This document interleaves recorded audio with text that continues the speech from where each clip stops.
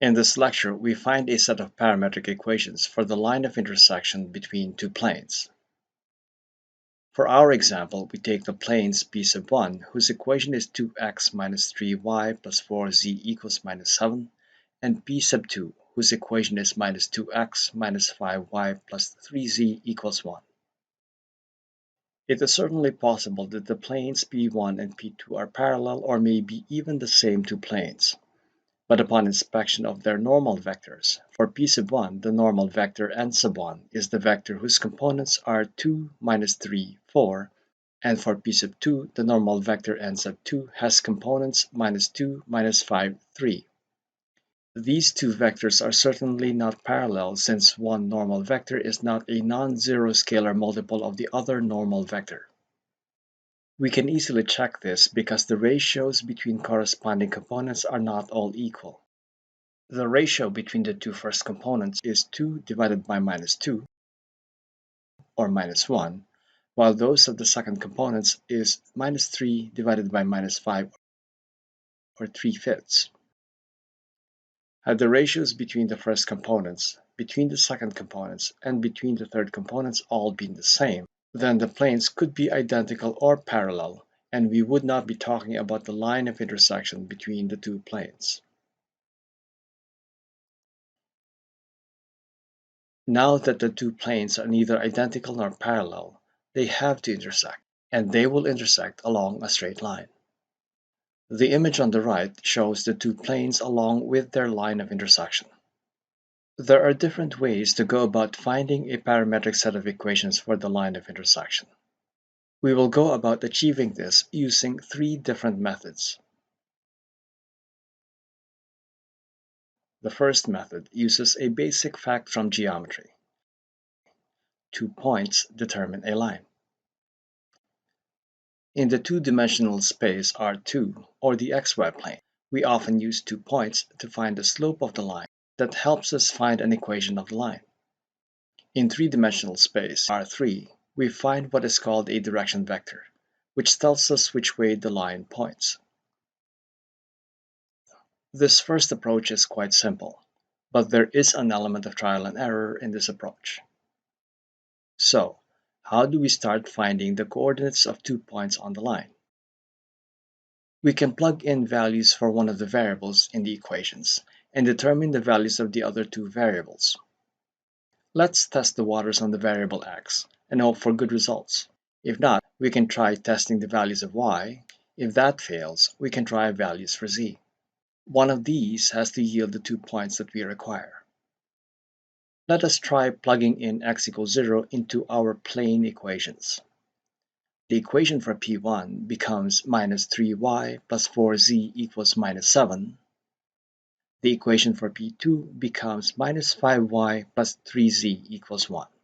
So we have two equations in the two remaining unknowns y and z for which we solve. It is a simple exercise to solve for y and z in this system of equations. Solving these two equations for y and z, we get y equals minus 25 over 11 and z equals minus 38 over 11. And so we have our first point, which we call the point A. Its coordinates are 0 for x, minus 25 over 11 for y, and minus 38 over 11 for z. For the second point, we can try any other value of x. And same as before, if this fails, we try values for y, and if that fails, we try values for z, until we get our second point. Let us try x equals 1 this time. The equation for P1 becomes minus 3y plus 4z equals minus 9. And the equation for P2 becomes minus 5y plus 3z equals 3. Solving this system of equations, which we leave as an exercise for the viewer, should produce the unique solution y equals minus 39 over 11 and z equals minus 54 over 11. And so the second point, point B, has coordinates 1, minus 39 over 11 and minus 54 over 11. With the 2 points A and B on the line, we can now obtain what is sometimes called a direction vector for the line. To obtain the components of the vector AB, we subtract the coordinates of A from the corresponding coordinates of B. Hence, the vector AB has components 1 minus 0 for the first component, minus 39 over 11 minus 25 over 11 for the second component, minus 54 over 11 minus 38 over 11 for the third component. And so the vector AB is the vector 1 minus 14 over 11 minus 16 over 11. Now we take a general point M on the line. Suppose M has the general coordinates x, y, and z. Observe that the vector AM is along the same line as the direction vector AB, so that the vector AM should be a scalar multiple of the vector AB.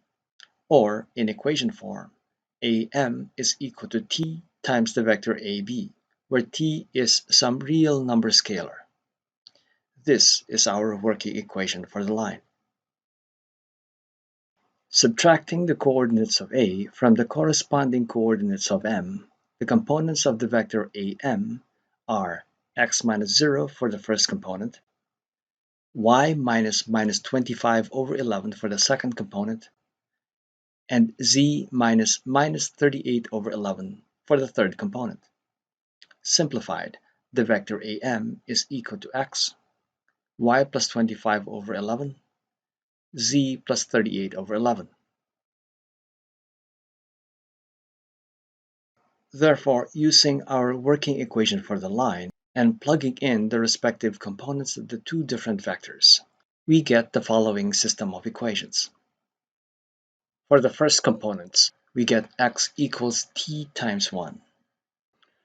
For the second components, y plus 25 over 11 equals t times negative 14 over 11. The third component equation gives us z plus 38 over 11 equals t times negative 16 over 11. And so, solving for x, y, and z in their respective equations, we get x equals t, y equals minus 25 over 11 minus 14t divided by 11, z equals minus 38 over 11 minus 16t divided by 11.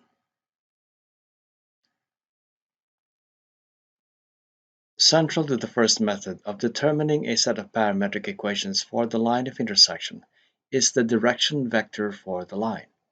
We found a direction vector by searching for the points A and B, but we could have found a direction vector by using objects that are already in front of us. For method 2, we use the normal vectors to the planes and what is called the cross product of these vectors.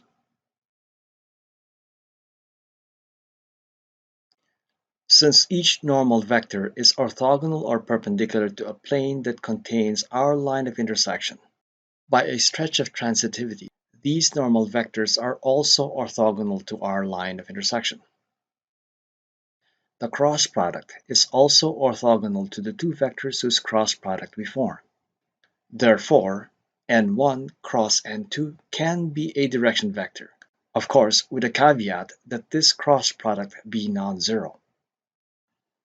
n1 cross n2 is the determinant of a matrix, which has the unit vectors I, j, and k for the first row, 2, minus 3, 4, or the components of n1 for the second row, and minus 2, minus 5, 3, or the components of n sub 2 for the third row. Evaluating this determinant using 2 by 2 submatrices, the first component should be minus 3 times 3, minus 4 times negative 5. The second component is minus the quantity 2 times 3, minus 4 times negative 2. And the third component is 2 times negative 5, minus negative 3 times negative 2.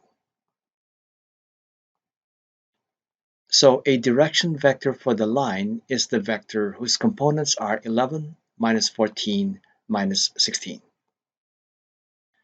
Observe that this is not the same direction vector AB that we had found earlier. AB is the vector 1 minus 14 over 11 minus 16 over 11. Because this cross product is not the same as the vector AB, does this mean we are doing something wrong here? Well, what do you think? Actually, this method is still correct. A direction vector is simply a non-zero vector that points along the line of intersection. Note that the cross product is simply 11 times the vector AB. The cross product and the vector AB are non-zero scalar multiples of each other and must therefore point along the same or opposite directions along the line of intersection. It is important to note that any non-zero vector along the line is a valid direction vector. Using this new vector and the point A as the base point, we have the following working equation.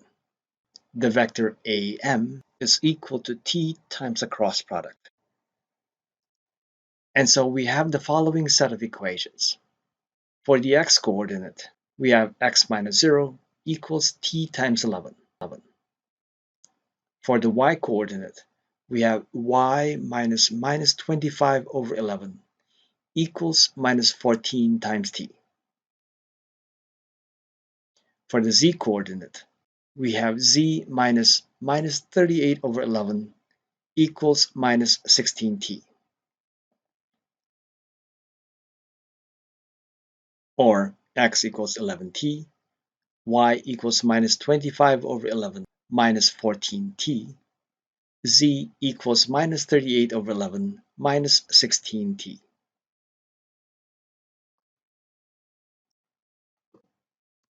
The third method or approach is probably the most definitive of the three methods that we illustrate here.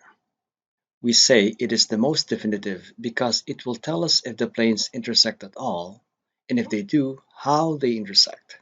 And there is no trial and error involved. The method uses matrices and row reduction.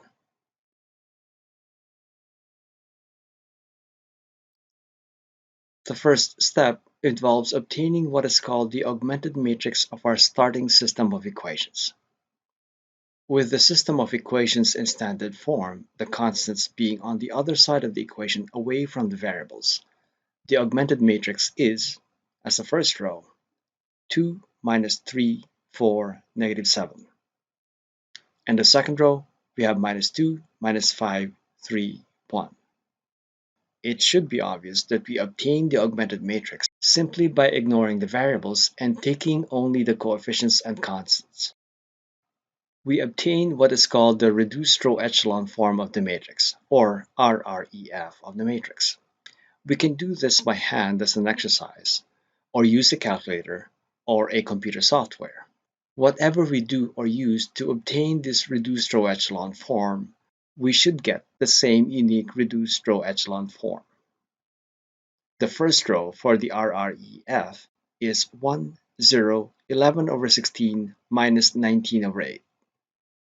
The second row is 0, 1, minus 7 over 8, 3 over 4. It now boils down to interpreting each row of this reduced row echelon form. The two rows correspond to two different equations. The first row of the RREF matrix tells us that 1 times x plus 0 times y plus 11 over 16 z equals minus 19 over 8. And so solving for x equals minus 19 over 8 minus 11z over 16. The second row tells us that 0 times x plus 1 times y plus negative 7 over 8z equals 3/4. And solving for y equals 3/4 plus 7z over 8. Observe that x and y are both in terms of z, so that we can choose z to be our parameter. So set z equals t. Don't think too hard, it's that simple. And so for a parametrization of the line, which we call the vector function r of t, x equals minus 19 over 8 minus 11t over 16. Y equals 3/4 plus 7t over 8. Z equals t, and t is any real number.